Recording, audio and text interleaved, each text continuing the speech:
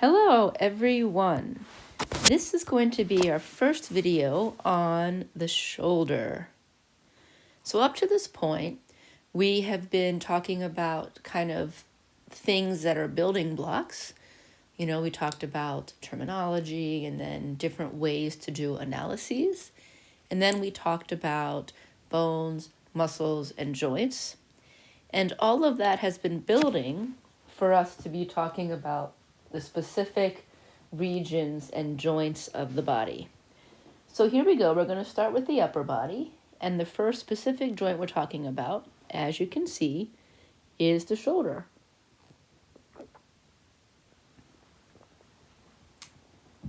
Okay, everyone. So what I want to do in this first video is I want to get as far as I can, hopefully up through and finish the bony anatomy so that when we meet in person, we can go through the muscles and then the kinetic analyses, etc. All right, let me see if I can find a good screen. I guess we can do it here because I can write in yellow. That's kind of fun. I was just making sure I could see the yellow on the screen, but indeed I can. So as always, make sure you're following along in the notes. We can see the characteristics of the shoulder joint. And what we're actually going to find is that in and around this complex are 5 different joints. So in a lot of ways, this is kind of like the shoulder quote-unquote complex.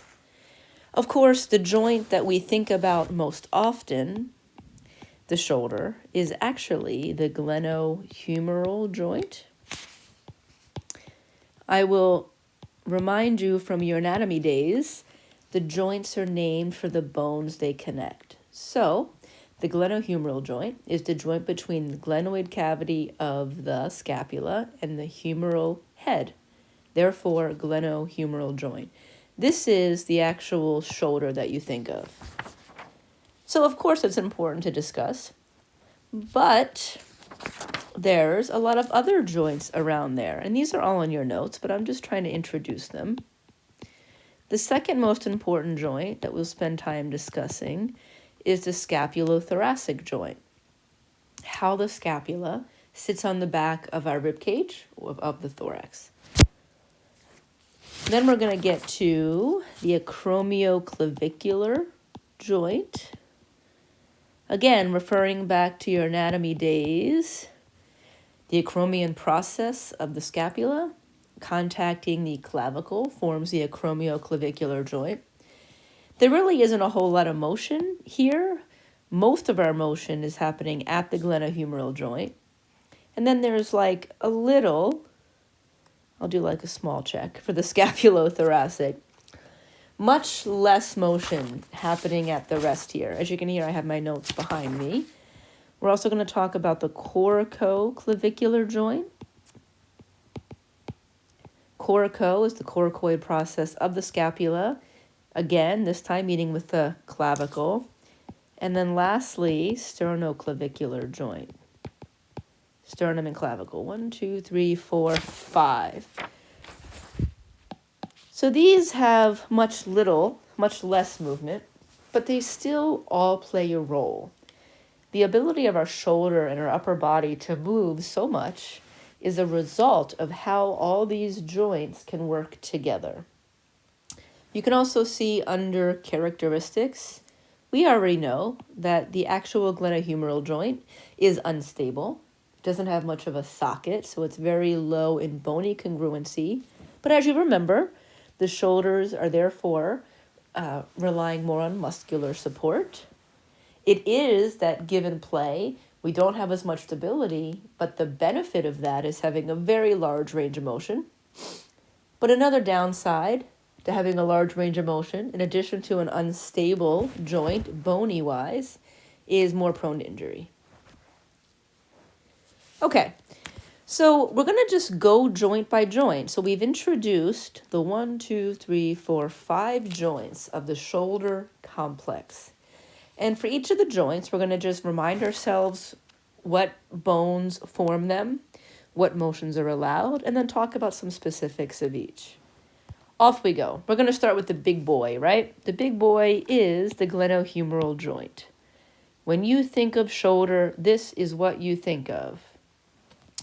Make sure that you know the name of the true joint, glenohumeral. Okay? So the joint is formed by the glenoid cavity of the scapula and the head of the humerus.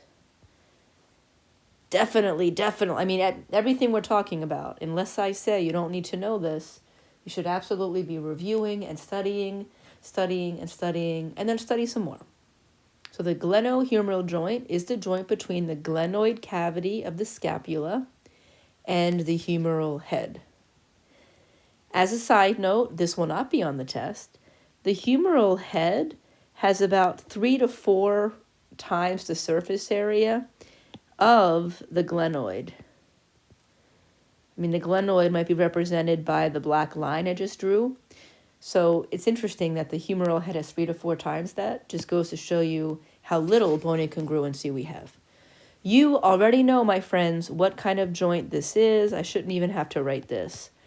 This is a ball and socket synovial joint, which means you already know the motions that are allowed. Flexion, extension, abduction, adduction, internal, external rotation, horizontal abduction and adduction, and then circumduction is putting them all together to form a big arm circle. You already know those, okay? If you don't, make sure you write them down again. I want to point out here, and here it is by X-ray, so sometimes it's kind of fun to see the X-ray. You can actually see how this glenoid is a 3-dimensional socket, and then how the head of the humerus fits in that socket. Although not the whole head, just a portion of it. Cool. All right.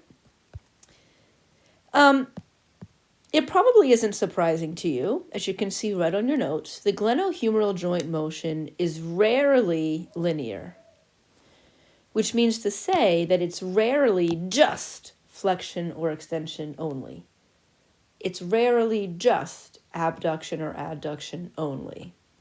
Our motions, because this is a ball and socket joint, because it allows for so much motion, we tend to almost always have some of both. In other words, when we do extension of the shoulder, we almost always have it externally rotated also. I'm not going to ask you that exact example, but just know that it's rarely linear.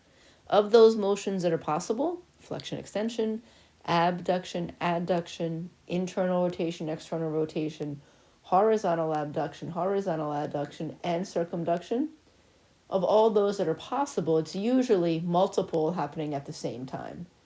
Extension with some external rotation. Abduction with some internal rotation. Number 5 there on your notes, I just talked about. This joint, the glenohumeral joint, does not function independently. This joint is reliant on smaller motions at the remaining 4. So of course, the glenohumeral joint has the most motion, but it is helped by smaller motions here. The one that we rely on the most would be the scapulothoracic, but the others can play a small role. For example, I'm not going to ask you this example on a test I'm about to give you, but if you want to know, an example of how the sternoclavicular joint works with the glenohumeral joint. When we do glenohumeral flexion or abduction or extension, for the first 90 degrees of all of those, there's a little bit of elevation at the clavicle here. It's not much, but it's an example of a small motion here that can give us a larger motion up there. All right. We've already talked about angular versus translation. An angular motion is the big motion you see with your naked eye. Remember? Flexion, extension, abduction, adduction. A translation, in your notes here under number 6, translation movement is just another word for that gliding motion. This was actually something we talked about before, right? There's angular movement. Angular movement is what you can see with your naked eye, and it's defined or termed flexion, extension, abduction, adduction, etc. But then oftentimes there's a gliding or translation motion happening kind of microscopically. I gave you the example of, for the initial 90 degrees of shoulder abduction, it's good. But then once we abduct this to a certain amount, the head of the humerus butts up against the acromion process. So therefore, there's a gliding or translation where the humeral head just glides down a little, which allows the humerus, as it comes up, to clear the acromion process. Just review that example and review the basic definitions of angular or translation and gliding. All right. So now we're going to continue with a review, or maybe some of these structures are new, of our anatomy. So we've already established we're talking about, in the glenohumeral joint, we're talking about the glenoid cavity of the scapula and the head of the humerus. Excuse me, took a little drink there. Make sure you review some of the ligaments. Okay. I am not going to ask you to know any specific glenohumeral ligaments. All I want to say is they exist. So in this picture here, these arrows here are pointing to the glenohumeral ligaments. Sometimes you may see them referred to as the Z ligaments because the bands of ligamentous tissue are thickest in these 3 directions, even though you can't really tell on the picture, but it tends to form a Z shape. But basically, these are the ligaments right over the glenohumeral joint. Some extra information. They actually kind of blend in with the joint capsule. And they're okay. So if I was going to talk about the strength of the glenohumeral ligaments, they're okay. Not great, because if they're too tight, it's going to limit motion. So it's not that your body has evolved to purposely be weak here. It just comes with the territory. If we're going to allow that much motion, we can't have as strong of ligaments. So just know that the glenohumeral ligaments are a set of ligaments right over the glenohumeral joint. You can also see on your notes the coracohumeral ligament.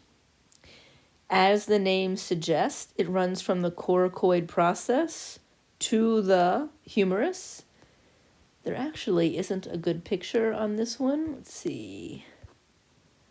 Coracohumeral. All right. Just know that it exists. It basically runs, I'll put it in red. It basically runs from the coracoid process, which is this front process. It runs from the coracoid process to the humerus. It's just another band here, separate from the separate from the glenohumeral ligaments.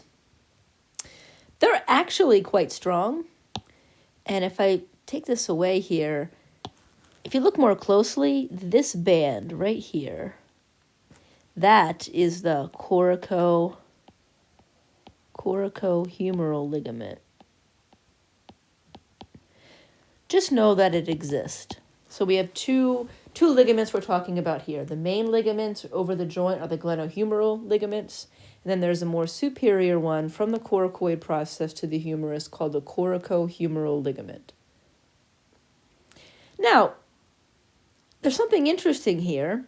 We have identified ligaments on the anterior part of the glenohumeral joint, some on the superior part, and there are indeed ones on the back as well, posterior, but we really don't have much ligamentous support on the inferior side. From the view on the right, that would be this inferior part right here. So we don't have many ligaments inferiorly, and that tends to be just a result of less force being put in that direction. So our body has not necessarily evolved to have ligaments in the inferior angle. I'm not going to ask you that. It's just of interest maybe to some of you. All right, we can see here the joint capsule. So we've established the bony structures that connect to form the glenohumeral joint. We've talked about the motions that are possible. We've talked about the supporting ligaments. I do want to point out some specifics of the joint capsule. I know this picture is of the bursa. Is it a better picture? Yeah, we can use the same picture here. Let me use a different color so we can know we're talking about something different. Let's use green, it's kind of fun. So we remember that every synovial joint is encapsulated by a joint capsule. That sounds familiar. The joint capsule holds everything in. Inside that joint capsule, we have synovial fluid filling the joint cavity. We have articular cartilage that lines the end of the bones. We have surrounding ligaments. So I just want to remind you of that joint capsule. But let's talk about that joint capsule. And again, I'm following right along in your notes. So here we are, letter B, joint capsule. I want to point out that the joint capsule it's connective tissue, pretty thick connective tissue. So we could say it's thick connective tissue. If you think back to anatomy and physiology, it just so happens to be dense, irregular connective tissue. And it is not, that was an intentional clearing of my throat. It is not elastic. So it's not like a ligament. A ligament can stretch a little and still go back to its original resting position. Joint capsule, not so much. Certainly not as elastic as muscle. Muscle tissue is very elastic. So if, for example, you dislocate your shoulder, that means that the head of the humerus comes out of the socket. You are, of course, stretching that joint capsule. Imagine the joint capsule as like really thick saran wrap around the whole darn joint. Well, once you stretch that joint capsule, it's not going to just go back to its original resting length. It's not elastic. This is one particular reason why someone who has a shoulder dislocation is about 80% likely to dislocate it again. Once it is stretched out, the joint capsule will stay, to a certain degree, stretched out. What I'm going to say now is extra, but just FYI. The joint capsule is tightest up here, so it's thickest and tightest superiorly, and it's loosest inferiorly, just because there usually isn't as much pressure in that direction. All right. Other supporting structures around the glenohumeral joint. Make sure you review what a bursa is. Let me go back to red. So a bursa, the individual is just bursa. Bursae with the E is plural. A bursa is a fluid-filled sac. And the fluid-filled sac is located, these are located in areas of high friction. This is why they're needed. So this picture does a reasonable job of showing us that. These blue little things are showing us some little fluid-filled sacs. And they're in areas of high friction. We got a lot of friction going on, particularly because of the bony processes in the scapula.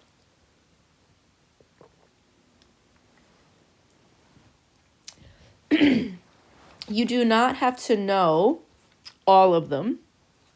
I am going to point out one, and that is the subacromial bursa. The subacromial bursa is this one right here. This is the one that when you abduct your arm, the head of the humerus is likely to butt up against the acromion process, which is here. So this head of the humerus is going to bump up against it.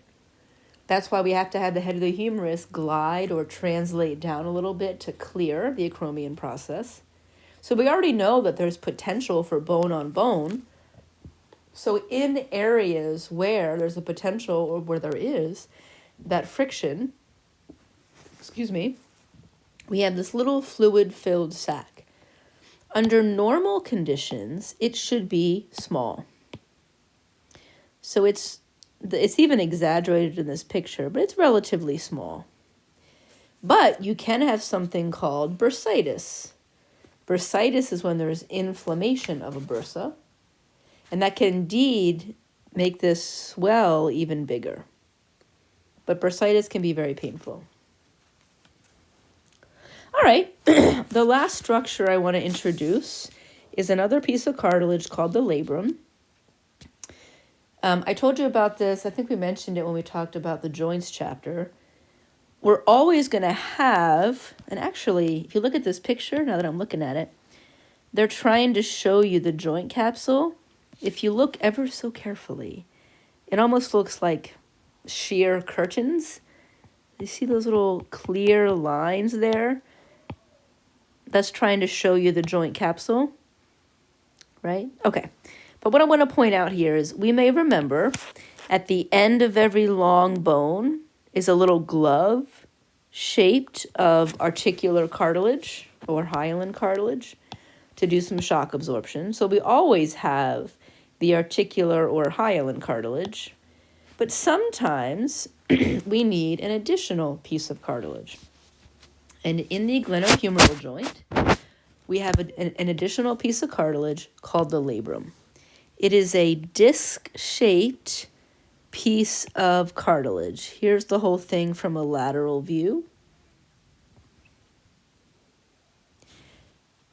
It deepens the joint, provides shock absorption, and stability. So it kind of deepens whatever little cavity we have. You know, the glenoid cavity is not really that much of a socket, so having this little, it's almost like a little rim. Actually, the rim of cartilage actually helps to deepen it a little, provides a little shock absorption, and because of that, can add some stability.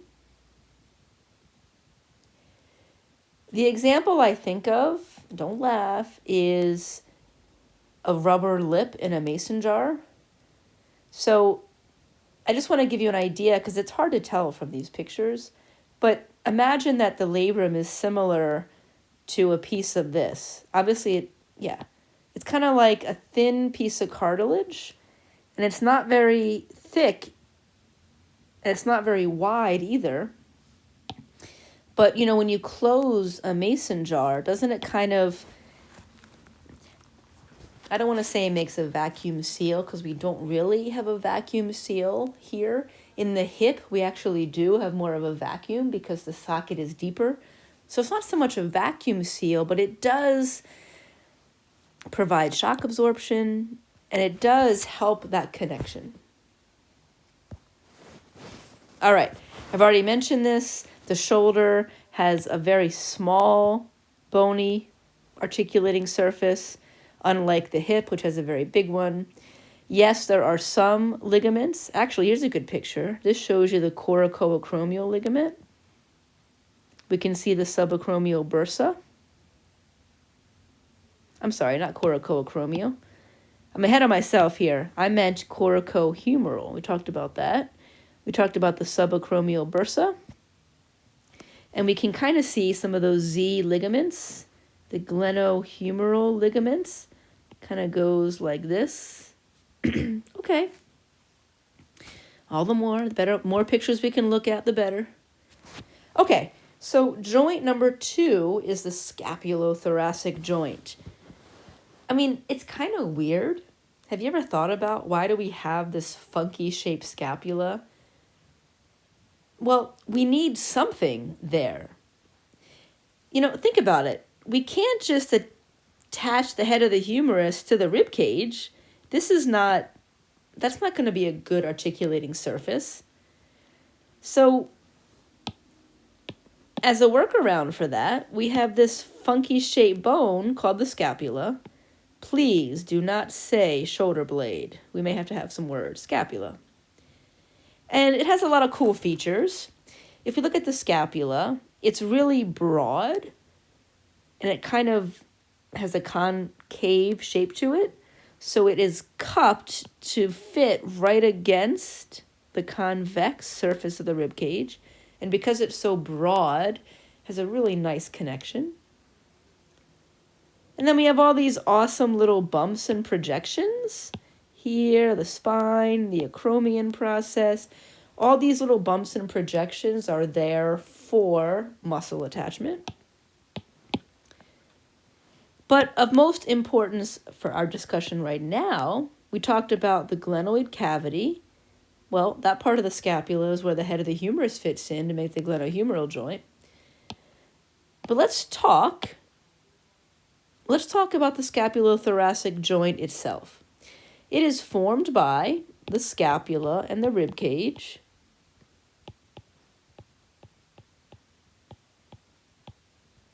Simply put, it is not a specific type of joint. So in terms of type of joint, we can really say this time, not defined. It doesn't have any of the rules or shapes that we're familiar with for a synovial joint. It doesn't have a ball and a socket. It doesn't have a hinge-like structure. As a matter of fact, it's not really a true synovial joint. It doesn't have all the synovial joint structures that we talked about. So it's a little bit on its own. We can see the movements, and this should be a review, my friends. We know the movements are scapular elevation, depression, protraction, and retraction. These are happening at the scapulothoracic joint, not the glenohumeral joint. Of course, they're all working together, but these actual motions are happening at the scapulothoracic joint. What is the overall function of this joint? Again, I'm following along right in the notes. Functions. One function is that it helps to further stabilize the actual glenohumeral joint. Let me see if I can spell that right. Apparently I can't talk at the same time as I'm writing. Further stabilizes overall shoulder. And it allows for much more shoulder motion.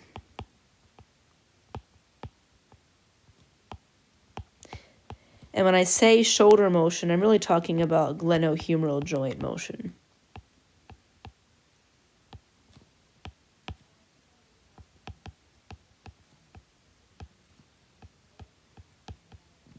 Two important functions. Strengthens the whole thing, stabilizes the whole thing, and this joint really helps us get more glenohumeral joint motion. As a matter of fact, let's talk about that. So the best way to talk about that is by talking about something called the scapulothoracic rhythm. Scapulothoracic rhythm. The normal scapulothoracic rhythm. And let's first look at this picture on the right. He's got a bad tan line. Look at that. I thought I was bad in cycling in the summer. Whew, it's pretty bad. But we can kind of draw an outline of the scapula. There's the scapula. So the normal scapulothoracic rhythm is usually written like 2-1, which means that, and it's actually written in your notes here, after 30 degrees of abduction, the scapula rotates outward. So not quite when your arm is at your side, but if you're a little bit abducted and onward, your scapula rotates 1 degree for every 2 degrees of glenohumeral motion. So the 2-1 comes from, for every 2 degrees of glenohumeral motion, there is 1 degree of scapulothoracic motion. And we're going to do this in lab. We're going to have someone do a wall push-up, like this person on the left here. And at the beginning, there won't be much scapular motion, but as they move forward more and more to do that wall push-up, you will absolutely see this medial border of the scapula scoot out a little bit. And that is normal. That is normal. So you can imagine how limited our glenohumeral joint motion would be if we didn't have the scapula to help it along. So above 30 degrees of abduction, the movement at the scapula is responsible for helping with about 50% of all the glenohumeral motion.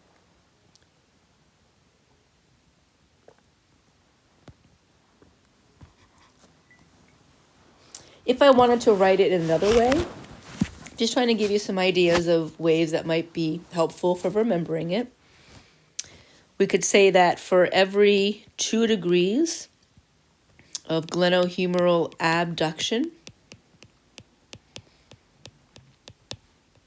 again, past 30 degrees or so, there is 1 degree of scapular lateral rotation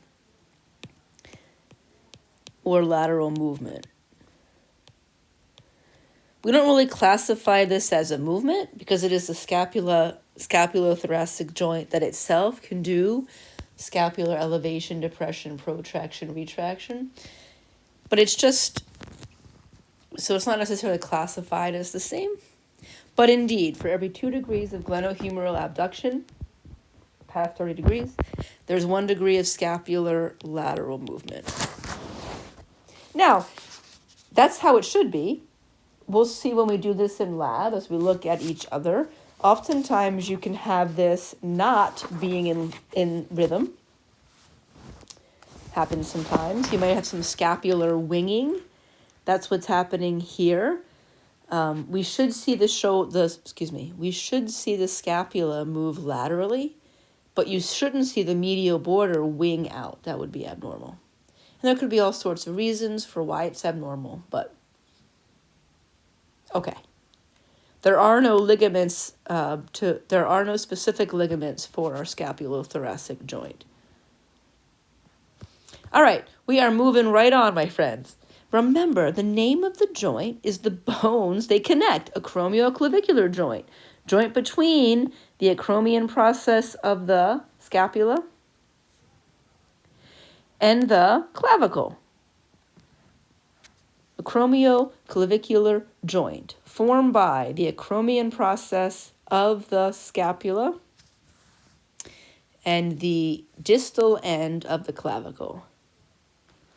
So it's really this joint right here. If you've ever had a quote-unquote separated shoulder, this is the joint that's been damaged.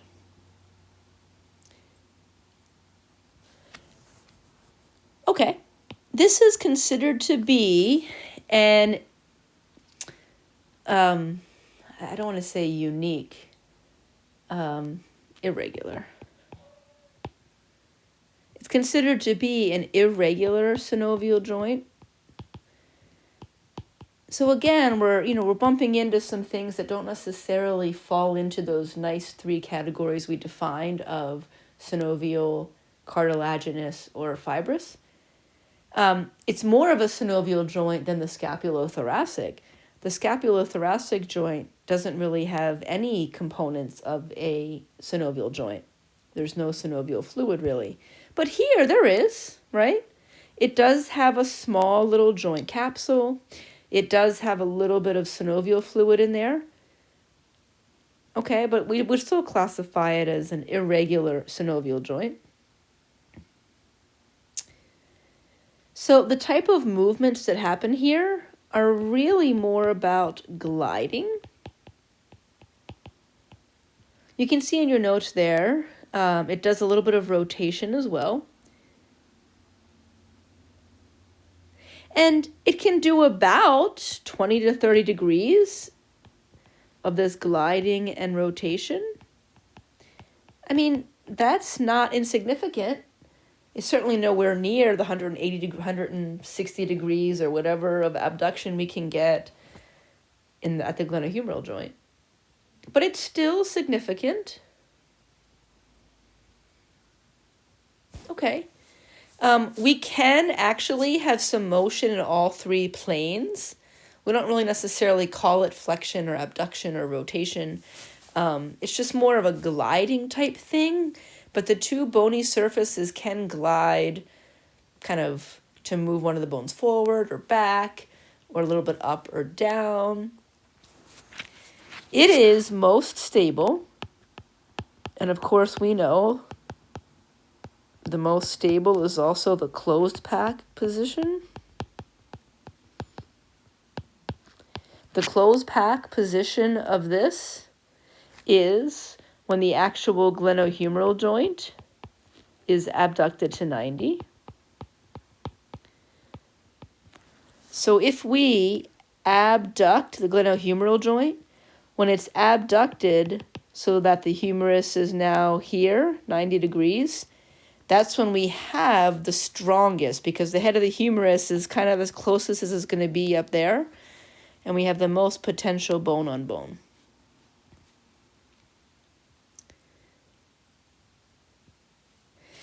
I mean, if you think about the function, why do we have this weird arrangement? Because, again, the clavicle is kind of weird. The scapula is kind of weird. We have all these bony processes. So the acromioclavicular joint just helps to, for lack of a better word, maintain contact and a little bit of stability and add stability.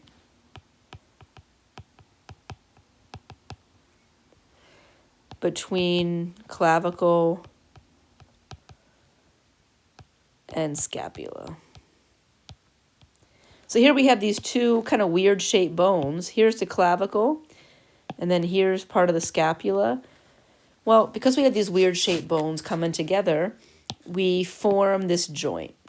And the joint there really is functioned to maintain contact between the two ends of these bones. And in doing so, by maintaining contact, it maintains a little bit of stability.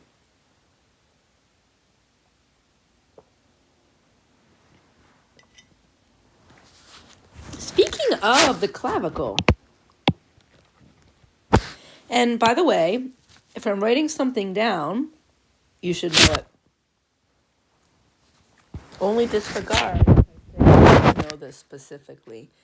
But why do we have a clavicle? Clavicle? Question mark? I don't think I have a slide, do I? No. Why do we have a clavicle? It's such a pretty weak bone. A lot of times if we fall in an outstretched hand or fall and put our arm out to brace ourselves, we don't have any damage, as much damage, at our hand or wrist or elbow or even glenohumeral joint. The weakest part of that whole kinetic chain is the clavicle.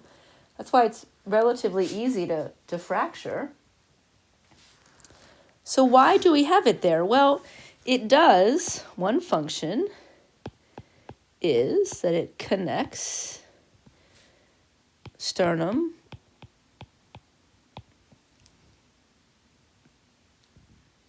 hold on, connects shoulder with sternum and butt.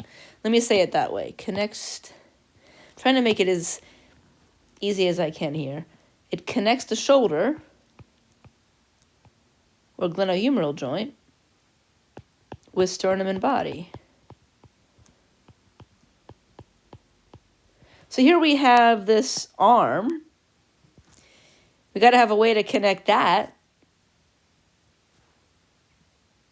with our sternum and body. A more important function, well, I shouldn't say more important, but another important function is that it provides a lever to distribute forces.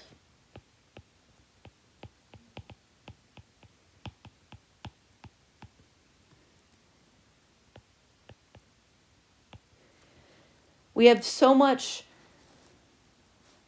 potential force coming in just here. You know, it has to be a weak, bony arrangement here in order for us to have that range of motion. So we know that. So we don't have much stability there. So we add as much stability around it. And one way to do that is to provide kind of this long, thin bone, the clavicle, as a way to distribute some of the force. So imagine, if I move all my little markings here, imagine we've got forces from the arm. You do a handstand, you fall, put your arm out. If your arm's abducted, the forces are coming these ways. You got all these forces coming in, and this little socket is not alone going to be able to bear it.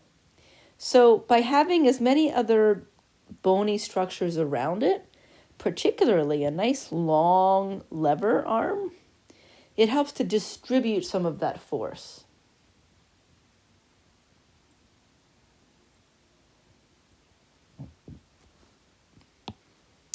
All right.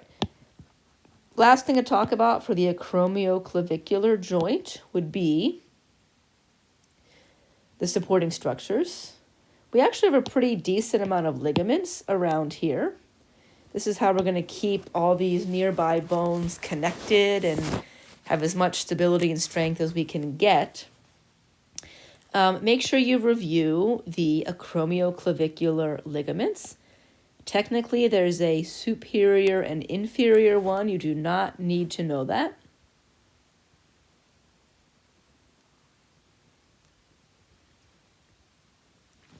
Acromioclavicular. Again, this is what's injured if you have a separated shoulder. It's a sprain to this ligament and potential tear to that ligament. There is a coracoacromial ligament, which goes between the coracoid process and the acromion process. It isn't drawn here, so don't worry about it.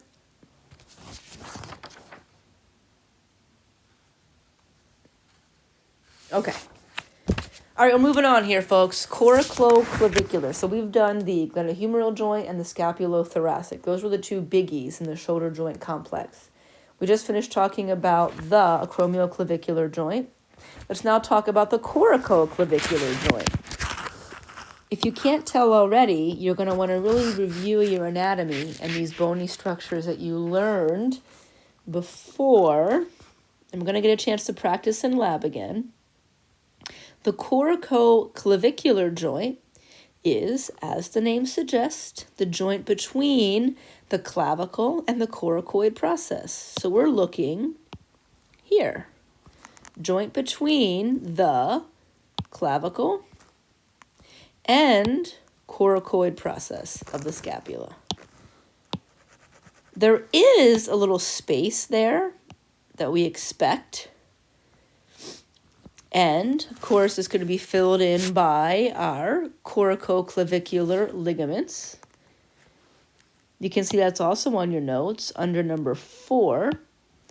They actually have individual names, the trapezoid and the conoid ligament. You don't need to know them separately. Just know the coracoclavicular ligaments, a set of 2 ligaments that connect or hold together the clavicle and coracoid process.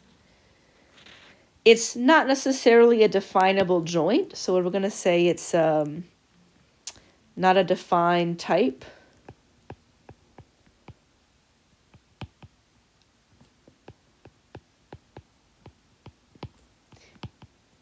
And there's really very little movement here. Unlike even the acromioclavicular joint, where we can have, 20 to 30 degrees of motion, there's very little movement here. More or less, it's to hold these bones together, give some stability. There's a little bit of give, probably, but it's very hard to quantify. All right, and here we are talking about the last one, sternoclavicular joint. As the name suggests, joint between the sternum and the end of the clavicle. Sternoclavicular joint.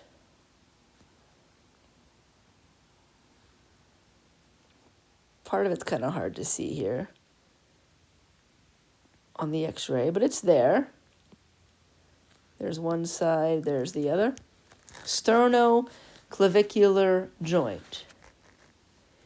Now, interestingly enough, this is actually kind of like a modified ball and socket joint.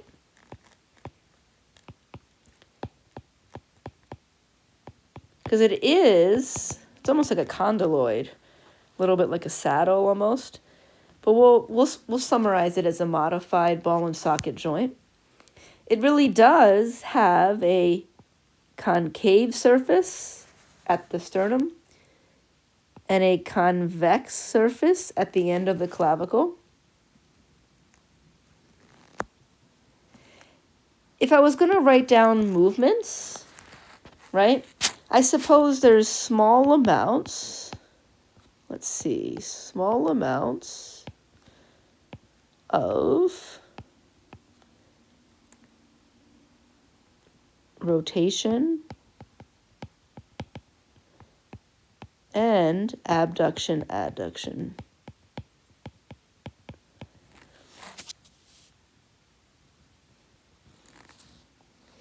This really is a major axis of rotation for actions at the other end of the clavicle and the scapula. If we're going to have some gliding or some small movements at this end, it's actually beneficial to have some movement also here. Not a whole lot, not as much as the acromioclavicular joint, but we don't just want to have only this end have a little bit of give or motion to it. It makes for a stronger overall complex, especially considering that we want the clavicle to be a lever to distribute forces. Can't the clavicle better distribute forces if it has a little give at either end? Well, of course, the answer is yes. There are some very interesting supporting structures. Do I have a picture? I do have a picture here. That shows the ligaments. If you look here, I'm going to zoom in because I can. Ooh, fancy. We can see that, number 4, supporting structures. There is an articular disc. In your notes, it's a fibrocartilaginous joint disc. It's almost, it is another little piece of cartilage. I suppose it's similar to a labrum, but it doesn't go around the whole joint. So we just tend to use different terminology. It's a little disc of cartilage. You could call it articular disc. You could call it fibrocartilaginous disc. Like any other piece of cartilage, it's going to help with shock absorption.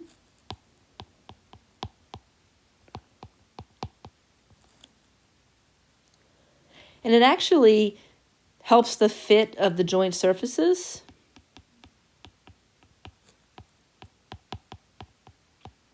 I guess it's kind of a weird way of saying it. It's a little bit like the example I gave of the mason jar before with the labrum. It kind of deepens the joint, not to the extent as it does in the glenohumeral joint. I mean, you might be surprised that all these little discs are happening on such a microscopic level. Kind of cool. In terms of ligaments, we have the sternoclavicular ligaments.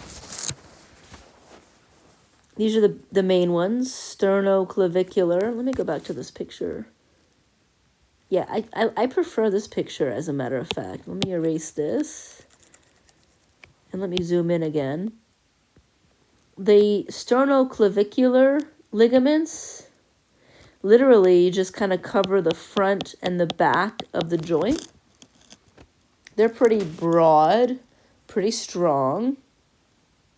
So there's an anterior and a posterior. In this view, we can only see the anterior. There is a costoclavicular ligament. Costo means rib. So don't forget, everyone, the first rib is right here. In case you didn't know it, the first rib is right under your clavicle. You really can't feel it. If you're palpating on yourself, the first rib you're able to feel is our second rib. But because there's a little bit of space in there, we have a little ligament, costoclavicular ligament. And then, as the name suggests, we have the interclavicular ligament, which goes over top and connects the two clavicles. This bony connection in our sternoclavicular joint is not very strong, so we definitely rely on ligaments here. If we're going to have some sort of break in the chain, if there's too much force applied for what these bones can handle, the first place where it's likely to tear would be the acromioclavicular joint.